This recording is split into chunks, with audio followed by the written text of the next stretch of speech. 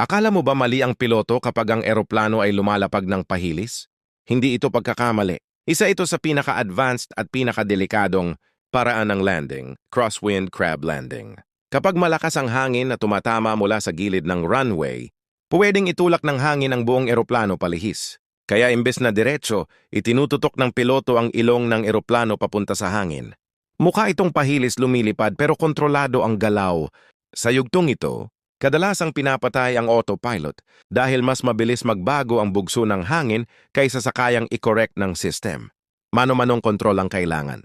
Ilang segundo bago dumikit ang gulong, kailangang ituwid ng piloto ang eroplano mula sa crab, papuntang eksaktong diretsong posisyon. Kapag nahuli kahit ilang sandali lang, pwedeng tamaan ng napakalakas na puwersang pahilis ang landing, gear, posibleng pumutok ang gulong o masira ang estruktura.